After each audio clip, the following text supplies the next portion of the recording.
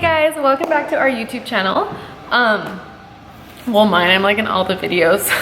I know this video is gonna be super popular because when I started my store, I watched every single YouTube video on how to open an online boutique, just to hear from different people and different perspectives, and was super interested in watching all the videos. So, a quick video on how I started my online store. Like, if you do it, I'm not saying my way is the right way, but this is what I did and it worked for me. Started an online store before I had a brick and mortar, and I had that for about a year.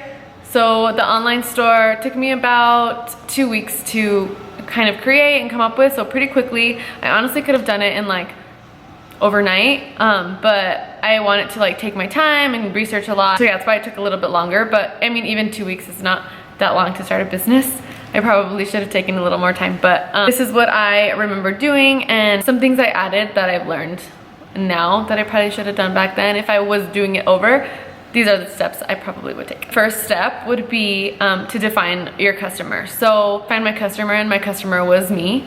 23-year-old, I was 23 when I started. 23, what was my style? What kind of places did I eat at? What kind of events was I going to? What was I doing on my free time? What kind of clothes was I wearing? Stuff like that. So I defined my customer, and I think now if I went back and did it, I would have maybe done that a little more strategically and created like a Pinterest board around it, like an inspiration board where maybe I was posting like what was my girl decorating her room like, what did her apartment look like, was she what was her career, what kind of car does she like, anything like that. What was her coffee drink, where was she at, where was she living, stuff like that. So I think that will help a lot with what kind of stuff you're ordering. I think like the best way to stand out, since there are so many online stores and so many places to buy clothes, is if you have a certain vibe and you stick to it, because then you market to a specific person, a specific customer,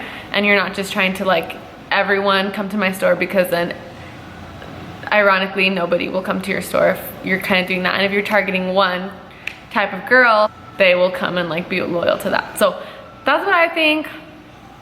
Of course, I did the opposite, bought for everyone, and nothing was selling. So I've like played with it. I'm still learning, but my experience, that's what has worked for me. But define your customer, Pinterest board, and then after that, create a business name. So start thinking about what I did was things that I love and like something that meant something to me. So my store is called On Next Sunday because I love Sundays and I dress up on Sundays for church. Sundays and clothes have a correlation to me, for me. So I thought that would be cool, that meant something to me, and came up with that. But there's just so many things to, and I thought of like longevity. So I thought if I name my store Erica's Boutique, I mean nowadays, you think of Laura's Boutique, like she went so far, but I just thought like if I want to be someone like Abercrombie or a big name like that, it's not somebody's name, somebody's boutique, you know what I mean? So that's why I did something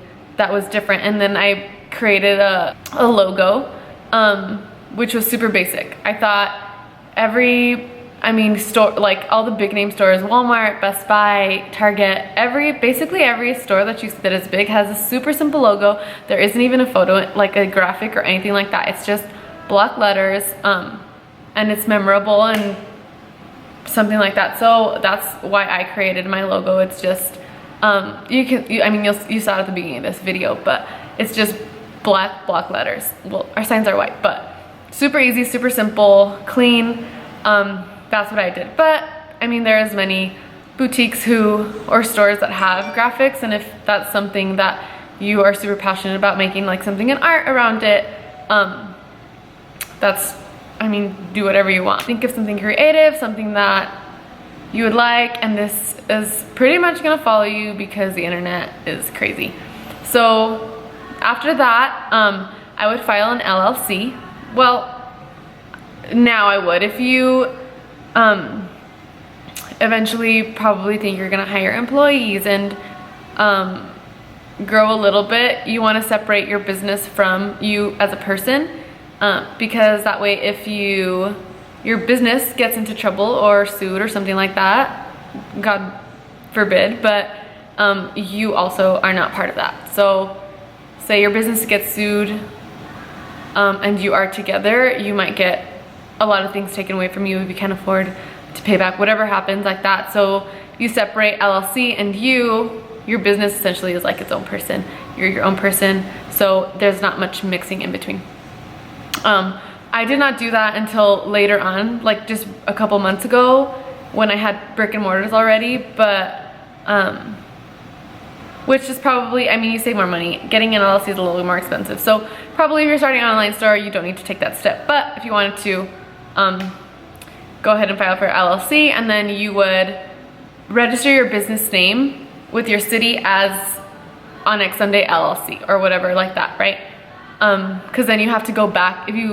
So I registered On Next Sunday originally, and then I had to go back and register On Next Sunday LLC when I switched it. I don't know, yeah. So it's just more steps if you do it later, but totally doable. It's pretty easy to do. So yeah, go down to register your business name, and then it's different in every city. I first went to open my bank account, and they told me I had to register my business name before I opened my bank account in the business name, and they told me where to go. So you can do that, or you can call, the one-stop shop in your city. People are willing to help, so you can just ask questions. So I registered my business name, and then if you are planning to get employees later on, I would register for an EIN then, but you really don't have to do, it's an employee identification number. But if you're planning to do this out of your house, just kind of an online store or startup, you don't have to do this, but again, you'll have to go back and open another bank account, blah, blah, blah, etc. if you want to do it later, which I had to do. So for the online store, I just registered my business name, and I did not get an EIN. I just opened like that, and I was running everything through my personal bank account, which also works. So then after that, you file for your sales tax ID. So everybody knows sales tax everywhere. Well, Texas, some states don't have sales tax, but in Texas we have to pay sales tax. So every purchase has, you buy your shirt and then you add whatever the percentage is for sales tax to that, and that amount that person pays needs to be paid back to the government, or your state at the end of each quarter. So January, February, and March is paid in April, April 20th, and then it's always on the 20th, or then it depends on if it's 20th, if it's on Sunday, then you pay the 21st on Monday. And then March, April, May, June is paid in July. July, August, September is paid in October, and October, November, December is paid in January. So you pay quarterly like that, and I do everything online. So Texas, I went to Texas Comptroller. Honestly, you can Google how to get a sales tax ID, and your state will probably pop up. But I'm in Texas, so I did Texas State Comptroller, and my background is in accounting, so I knew like what website to go to. And then on there, you can apply for a sales tax ID. You can apply for EIN there too, but sales tax ID, I registered under my name, and it'll ask for address. You can put the address you're running your business out of, which is probably your home or wherever you're running that out of, and they will send you a number and your sales tax. So then now the state knows that you have a business and you are probably collecting taxes. So if you don't report anything, even if you don't make any money, if you make $0, you need to report that. So if you don't make any money, they're gonna send you a letter, and you're gonna have a fee. You're gonna have to pay more than you originally should have paid. So just remember to report your sales tax, and then eventually, hopefully you make enough sales that are gonna make you pay monthly. So, or pay that sales tax monthly. Report it monthly, everything, pay, report, whatever. So you pay that sales tax. In El Paso comes with a local tax, a city tax, like a county tax, bunch of things. So that all adds up. So I add that into my clothing prices. So that's why like our percentage of the margin goes up. So if I get a shirt for $10, I make sure to add in, okay, how much money am I gonna use for local, blah, blah, blah. I'll add that all up, and that's what my cost will be. So then sales tax, so let's do step by step. You need a business name. You need to register your business name. You need to file an LLC if you want. That's not mandatory. And get an EIN. If you think you'll have employees eventually, also not mandatory.